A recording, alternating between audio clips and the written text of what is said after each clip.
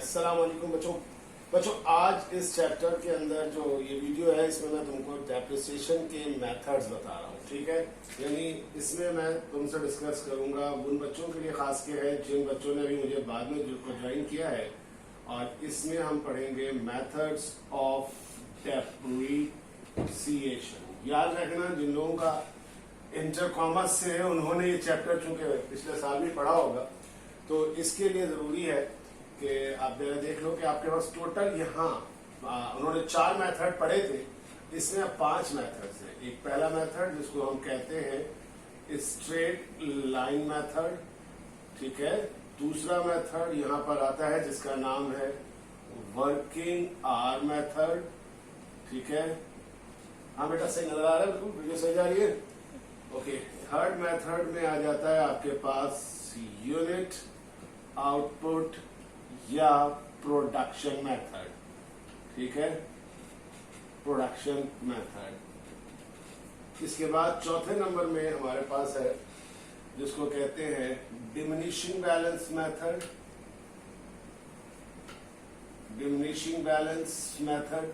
वैसे इसके बहुत सारे नाम हैं, डिमिनिशिंग बैलेंस भी कहते हैं, रिड्यूसिंग बैलेंस मेथड भी कहते हैं, डिक्लाइनिंग बैलेंस मेथड भी कहते हैं। ये सारी जो मेरी स्टडी नोट्स हैं जिसके मैंने एक वीडियो में बताऊंगा कि जिन लोगों ने नहीं देखा है उनको बता दूंगा कि कैसे मेरी वेबसाइट पे जाके जब आप मेरे नोट्स डाउनलोड करेंगे स्टडी नोट्स तो उसमें सारी चीजें लिखी हुई हैं, ठीक है ना। तो अभी मैं बताता हूँ उसको भी। लेकिन पांचवा मेथड है जिसको हम कहते हैं sum of the air digit method. तो अब ये 5 मेथड हैं जो मेथड हम आज के इसमें डिस्कस करेंगे।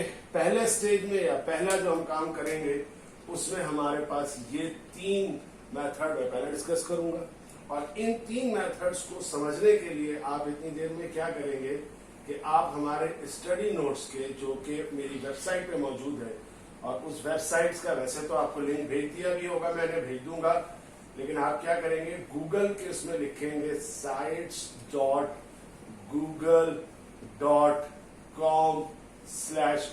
के बाद व्यू / और फिर मेरा पूरा नाम शादुल हक। ये वो वेबसाइट खुली हुई है, अगर आप देखें तो ये लैपटॉप में मैं यहाँ दिखा दूंगा, इस तरह से पेज खुल जाएगा। और जब ये पेज खुलेगा तो इसके लेफ्ट साइड पे पेजेस है, इसमें आप बीकॉम पार्ट 1 पे जाएंगे। बीकॉम पार्ट 1 पे डेप्रिसिएशन है, डेप्रिसिएशन के स्टडी नोट्स और डेप्रिसिएशन का सोल्यूशन, ये दोनों आपके पास आपकी मदद के लिए मौजूद है। तो फिलहाल जो मैं क्वेश्चन करवाने जा रहा हूँ ये मैंने डाउनलोड करके रखा हुआ है, और उसमें मौजूद है ये क्वेश्चन नंबर 8 जिसको मैं इस्तेमाल करूंगा अभी करने के लिए। तो इस वक्त मैं स्टडी नोट्स का क्वेश्चन नंबर 8 आपके सामने सॉल्व करूंगा, और ये 3 मेथड आपसे डिस्कस करूंगा। पॉज करो वीडियो जब तक बोर्ड साफ करते हैं, ठीक है, कर दिया, ठीक है। तो क्वेश्चन नंबर स्टडी नोट्स का क्वेश्चन नंबर 8, 3 मेथड। पहला, सबसे पहले जब आप उस क्वेश्चन नंबर 8 को पढ़ेंगे तो इसमें लिखा हुआ है कि G company purchase an office equipment, जिसके बारे में उसने सवाल में जो आप सबसे पहले एक छोटा सा डाटा तरतीब दे लीजिए क्वेश्चन नंबर 8 का, कि जो ऑफिस इक्विपमेंट है उसकी टोटल कॉस्ट बताई गई है 1,20,000, स्क्रैप वैल्यू बताई गई है उसकी, जिसको रेजिडुअल वैल्यू और सॉलिड वैल्यू भी कहते हैं, वो बताई गई है 20,000। उसकी लाइफ बेसिकली 3 तरह से दी गई है, क्योंकि आपको पता है कि हम 3 मेथड पढ़ रहे हैं, तो फिलहाल जो लाइफ है फौरी तौर पर स्ट्रेट लाइन मेथड के लिए जो लाइफ बताई गई है वो लाइफ बताई गई है 3 हिस्सों में। एक दफा बताई गई है कि लाइफ है उसकी 10 साल लाइफ है, और उसी के साथ बताई गई है कि 2 लाख आवर्स उसकी लाइफ है, और तीसरे नंबर पे 4 लाख यूनिट्स उसकी लाइफ है। तो सबसे पहली बात ये कि ये 3 चीजें हमें चाहिए होंगी, एक एसेट की total cost, scrap value, life, और 3 मेथड के लिए 3 अलग अलग। तो याद रहे कि ये क्वेश्चन नंबर 8 का डाटा है जो मैंने यहाँ लिखा है, और अब इसका डेप्रिसिएशन एक्सपेंस निकाल रहा हूँ। जैसा कि क्वेश्चन के रिक्वायर्ड में लिखा हुआ है कि आपको डेप्रिसिएशन एक्सपेंस 3 साल का निकालना है, क्योंकि एसेट की जो डेट ऑफ परचेज है, क्योंकि ये परचेज डेट भी जो है वो इम्पोर्टेंट होती है कि किस डेट को एसेट जो है परचेज किया गया है। तो एसेट की जो परचेज डेट है वो है इस वक्त जनवरी 1, 2016, और कंपनी जिस साल को बैठकर ईयर एंड होती है और डेप्रिसिएशन कैलकुलेट करेगी वो है दिसंबर की 31 तारीख। अब पहला मेथड जिससे डेप्रिसिएशन कैलकुलेट करना है उसको हम कहते हैं स्ट्रेट लाइन मेथड। थोड़ा छोटा लिखूंगा, नजर आएगा साफ साफ। स्ट्रेट लाइन मेथड किस तरह से, सबसे पहले आपको स्ट्रेट लाइन मेथड का फॉर्मूला मालूम होना चाहिए। फॉर्मूला है depreciation expense per year equal to total cost minus scrap value divided by life. लेकिन लाइफ किसने, ईयर्स में। ये सारे फॉर्मूले, ये सारी चीजें आपके स्टडी नोट्स में लिखी हुई है। टोटल कॉस्ट वहां से उठाइए, कितनी है टोटल कॉस्ट, 1,20,000। क्या है सॉल्वेज वैल्यू, 20,000। कितनी है लाइफ, 10 साल। 1,20,000 से 20,000 को माइनस कीजिए, 1,00,000 वैल्यू आई, 10 से डिवाइड कर दीजिए। ये 10,000 आपका है क्या, डेप्रिसिएशन एक्सपेंस पर ईयर। ठीक है। इसी तरह से अब चूंकि उसने 3 साल का आपसे मांगा था तो आप यहां लिखेंगे कि डेप्रिसिएशन एक्सपेंस दिसंबर 31, 2016 का होगा 10,000। इसी तरह डेप्रिसिएशन एक्सपेंस दिसंबर 31, 2017 का भी 10,000 और इसी तरह 2018 का भी 10,000 होगा।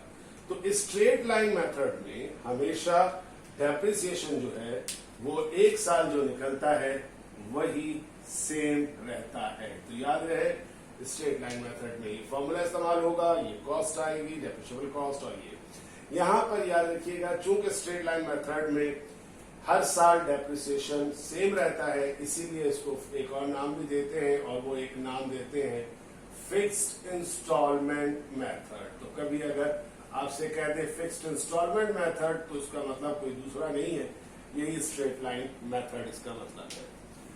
उसके बाद अगर हम देखें तो इसमें एक चीज याद रखिएगा कि अगर फर्ज करें कि इस सवाल में, वैसे तो सवाल में मौजूद है कि अगर ये एसेट जो है आपके पास जनवरी 1 को परचेज हो रहा है और आप कर रहे हैं, तो यहाँ पर अगर लेट्स सपोज करेंगे एसेट की डेट ऑफ परचेज जनवरी 1 के बजाय चेंज करके, जैसे कि सवाल के एफ रिक्वायर्ड में है कि अगर ये डेट ऑफ परचेज जनवरी 1 के बजाय जुलाई की 1 हो जाए 2016 तो क्या चेंजिंग होगी। तो आपको एक बात याद रखिए कि अगर जुलाई 1 हो जाएगा तो इसका मतलब है एसेट 2016 में पूरे साल इस्तेमाल नहीं हुआ। कितने महीने इस्तेमाल हुआ, 6 महीने इस्तेमाल हुआ। तो अगर कभी भी परचेज की डेट 1 से पहले महीने के बाद की हो तो उसमें एक चीज का ख्याल ये रखते हैं कि उसमें हमेशा देखते हैं कि अगर क्या डेट ऑफ परचेज है। अगर किसी महीने की 15 तारीख है तो 15 तारीख से अगर वो पहले परचेज हुआ है तो वो पूरा महीना इंक्लूड कर लीजिए और 15 के बाद है तो उस पूरे महीने को छोड़ दीजिए। यानी इस वक्त है जुलाई 1, तो अगर मैं निकालूंगा 2016 का डेप्रिसिएशन, यही वाला 2016 वहां लिख रहा हूं जरा सा, तो यूं होगा कि 10,000 को मल्टीप्लाई किया जाएगा 6 डिवाइडेड बाई 12, यानी कितना आ जाएगा 5,000। हाँ, उसके बाद अगले साल 17 का डेप्रिसिएशन क्या होगा, तो 17 का डेप्रिसिएशन वही रहेगा 10,000 और इसी तरह 18 के डेप्रिसिएशन भी कोई फर्क नहीं पड़ेगा, वो रहेगा वही 10,000।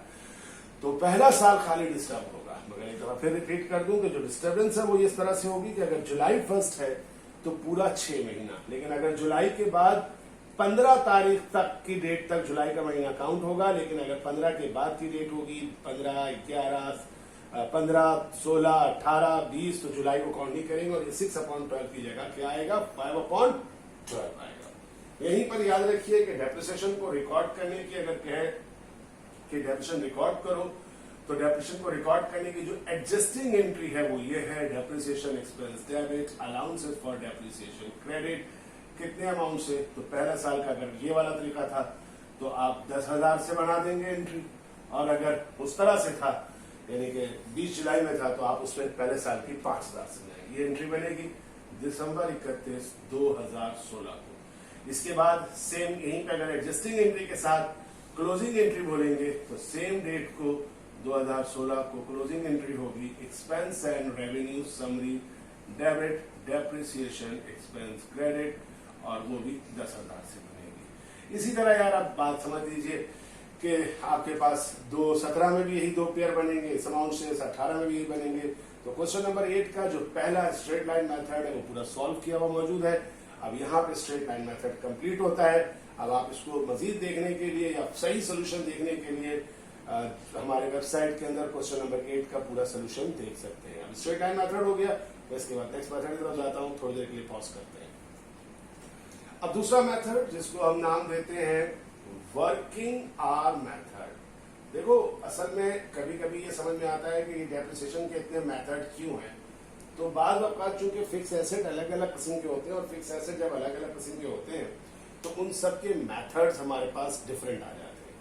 यानी जितने भी इलेक्ट्रॉनिक्स इक्विपमेंट्स हैं, जैसे फैन है, कोई टीवी है, कोई फ्रिज है, ये सब चीजें कभी भी एयर में मेजर नहीं होती। इनकी लाइफ हमें मेजर होती है किसमें, घंटों में, समझे। इसी तरह अगला मेथड जो हम पढ़ेंगे प्रोडक्शन मेथड या यूनिट मेथड, उसमें लाइफ इस्तेमाल होगी यूनिट्स में। यूनिट्स में क्या हो सकता है, किलोमीटर, माइल्स, ये सारी चीजें। बहरहाल अभी इसको देखते हैं। इसमें सिंपल सा तरीका है कि इसमें आएगा depreciation expense per hour equal to total cost minus scrap value divided by life. लेकिन लाइफ इसमें किसमें आएगी, आवर्स में आएगी। तो क्या है टोटल कॉस्ट हमारे पास टोटल कॉस्ट है 1,20,000। क्या है स्क्रैप वैल्यू 20,000 और आवर्स में जो लाइफ थी वो थी कितनी, 2 लाख। अब 1,20,000 से माइनस कीजिए, 20,000 आपके पास वैल्यू आएगी। 1 लाख डिवाइड कर दीजिए, आपके पास आएगा ₹0.50 पर आवर। क्या मतलब कि जो मशीन है अगर ये 1 घंटा चलती है तो 50 पैसा पर आवर डेप्रिशिएट होती है। अब कभी भी इस सवाल के अंदर जब होगा तो ये 50 पैसा पर आवर के बाद वो लाजमी आपको ये बताएगा कि कितने घंटे उस साल में चली है। तो जैसा कि मैं बार बार कह रहा हूं कि क्वेश्चन नंबर 8 है, क्वेश्चन नंबर 8 का बी रिक्वायर्ड देखिएगा तो उसने सवाल में बताया है कि मशीन जब आप डेप्रिसिएशन निकालेंगे किस साल का, तो पहले निकालने कह रहा है आपको दिसंबर 31, 2016 का। 16 में मशीन जो चली है वो चली है 20,000 घंटे। तो 20,000 घंटे को 0.5 से मल्टीप्लाई कर दीजिए, जो 0.5 यहां आया था, 10,000 आपके पास पर एक्सपेंस आया। अगले साल 2017 में मशीन चली है 45,000 घंटे। ये याद रखिएगा कि ये आपके पास लिखा हुआ नहीं, 45,000 नहीं बल्कि 40,000 से मल्टीप्लाई कीजिएगा 0.5 को। आपके पास जो है कैलकुलेटर से बेटा कैलकुलेट करिएगा, जरा उठा लीजिए कैलकुलेटर। 40,000 इंटू 0.5 तो 20,000 हो जाएगा। यहां तक कैलकुलेटर मैंने अगले सवाल के लिए बोला है उठाने के लिए बच्चों को। और उसके बाद आखिरी 17 में जो है 17 नहीं हाँ ठीक 18 में जो है 2018 नेक्स्ट ईयर में हमारे पास डेप्रिसिएशन एक्सपेंस के लिए 50,000 की लाइफ है और 0.5 यूज है और 25,000। तो ये हो गया आपके डेप्रिसिएशन एक्सपेंस किसका, वर्किंग आवर मेथड से। ठीक है, याद रहे कि हमेशा पर आवर निकलेगा और यूज कितने घंटे हुआ है ये आपको वहां पे मेंशन किया गया होगा। ठीक है, इसी के साथ अगला मेथड जो आता है उसको हम नाम देते हैं यूनिट आउटपुट या प्रोडक्शन मेथड। यूनिट आउटपुट या प्रोडक्शन मेथड। यूनिट आउटपुट या प्रोडक्शन मेथड के अंदर हमारे पास जो फॉर्मूला है वो चेंज इस तरह होगा कि अब हम लिखेंगे depreciation expense per unit equal to total cost minus scrap value divided by life in units. बेटा पूरा सही बोर्ड आ रहा है नजर। और फिर वही 1,20,000 माइनस 20,000। लेकिन अब देखो यूनिट्स में लाइफ कितने घंटे थी, 4 लाख। चार कितने यूनिट्स थे, 4 लाख यूनिट्स थे। तो जब इसको डिवाइड करोगे तो आएगा 0.25 पर यूनिट्स। तो पर यूनिट्स 25 पैसे आया। अब आपको निकालना है वैसे ही क्या, डेप्रिसिएशन एक्सपेंस दिसंबर 31, 2016। तो क्वेश्चन नंबर 8 का जो सी रिक्वायर्ड है उसके मुताबिक पहला साल जो मशीन इस्तेमाल हुई है कितने यूनिट्स पर प्रोड्यूस करने के लिए, 45,000 यूनिट्स। इस 45,000 यूनिट्स को 0.25 से मल्टीप्लाई करेंगे, कितना आ रहा है बोलिए दूर से,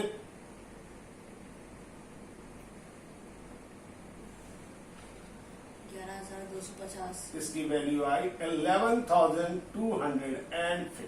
ठीक है, नेक्स्ट ईयर डेप्रिसिएशन एक्सपेंस दिसंबर 31, 2017।